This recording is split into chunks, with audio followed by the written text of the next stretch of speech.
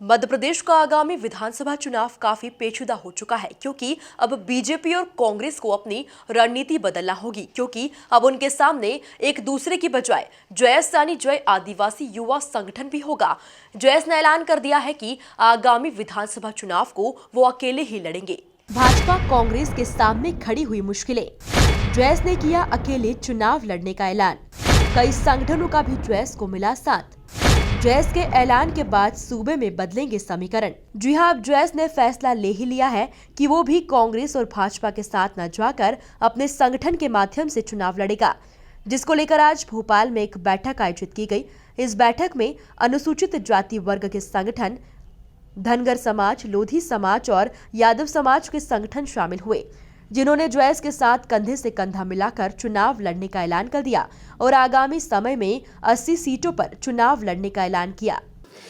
देखिए, जयस ने मिशन युवा नेतृत्व 2023 और 24 के तहत प्रदेश के नए युवाओं को राजनीति में लाने के लिए, विधानसभा और लोकसभा में पहुंचाने के लिए हमने जयस महापंचायत में घोषणा करी थी और उसी घोषणा के तहत हमने जयस में सर्व समाज जोड़ो अभियान का नारा दिया था।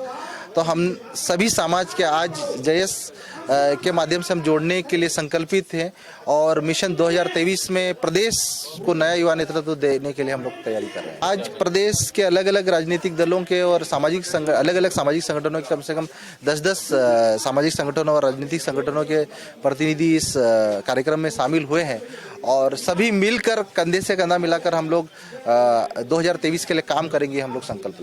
देखिए, जयस स्वतंत्र सामाजिक संगठन था और स्वतंत्र संगठन के माध्यम से हमने नए युवाओं को राजनीति के मैदान में उतारने के लिए हम तैयारी कर रहे हैं। तो इसका मतलब ये है कि हम स्वतंत्र रूप से ही तैयारी कर रहे हैं और नए युवाओं को मौका देने के लिए हम लोग ये मिशन चला रहे हैं और उसी के तहत अलग अलग सामाजिक संगठनों, अलग अलग राजनीतिक दलों को एकजुट कर एक मंच पर लाकर हम लोग सब लोग साथ में मिलकर एक दूसरे का साथ, इसमें आज ओबीसी समाज की कई पिछड़ी जातियों के संगठन इसमें शामिल हुए, अनुसूचित जाति वर्ग के संगठन शामिल हुए और मुस्लिम समाज के भी कई संगठन इसमें शामिल हुए, साथ साथ में राजनीतिक पार्टियों के भी प्रतिनिधि शामिल हुए। तो ये हमारे मिशन का एक बढ़ता हुआ कारवा है।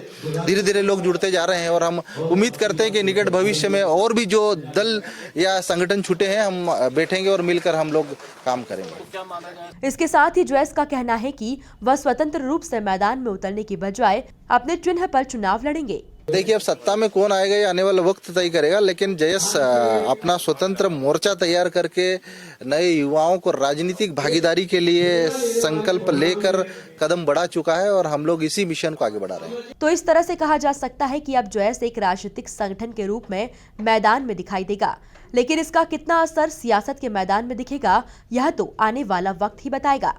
Bureau report, MP news, Bhopal.